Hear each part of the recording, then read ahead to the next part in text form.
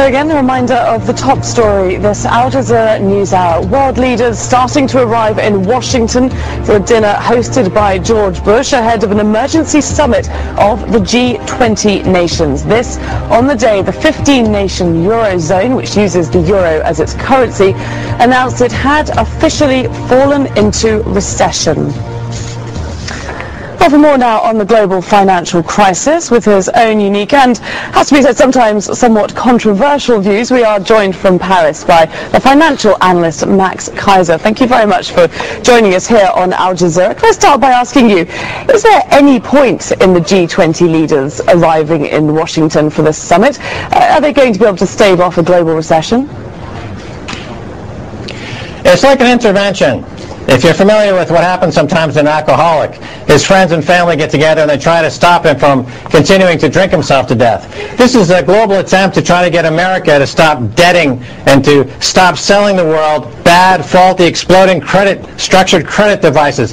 The whole global credit crunch has to do with America selling the world explosive, faulty, fraudulent, structured credit products emanating from Wall Street and the City of London. Now the world's in a massive credit crunch. Europe's in recession. Iceland is blown up. Ireland's going back to where they were before the big economic rise, all because of this catastrophic neoliberal market fundamentalism that we've seen on Wall Street.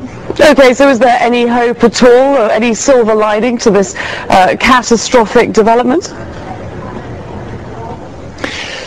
Well, it depends if you believe in the rule of law. Okay, here's one word for Hank Paulson. Okay, he's the Treasury Secretary. This is what Hank Paulson has been engaged in, as well as Wall Street, as well as the American Treasury Department. This is what they're responsible for. This is the problem.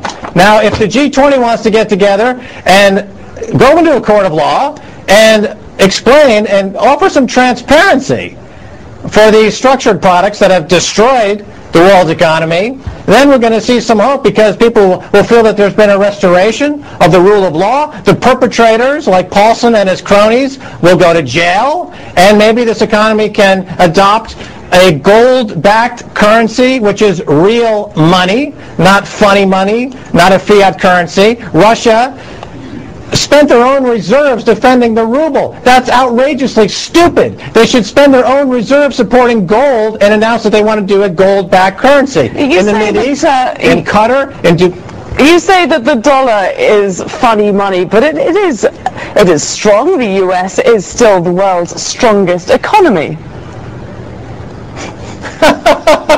It's strong. It's strong like the ocean was going out right before the tsunami hit in the Indian Ocean a few years ago, and everyone's running into the dollar. And trust me, this is a technical rebound having to do with the unwinding of massive leverage trades. Once that unwinding is finished, the dollar resumes its primary trend, which is toward oblivion. Okay, the Mideast is talking about going back to a gold-backed currency. Russia should go to a gold-backed currency. Putin is asleep at the switch. He should stop worrying about what's happening in Hollywood and worry more about his own country. He's setting a very bad example. And also he should see a gold-backed currency in China. China already is talking about moving toward their reserves out of the dollar into gold. Gold has been the sneak performer the last couple of years. Relatively speaking, it's held up well, and I think we're about to see gold skyrocket in price. And the rumor is that the COMEX in New York in December might default due to some of the Hank Paulson and his crew, the plunge protection team, and their market manipulation scheme. So if that happens, then you're going to see gold jump incredibly. Okay, Matt Keiser, many thanks for joining us. Controversial views there of one financial analyst.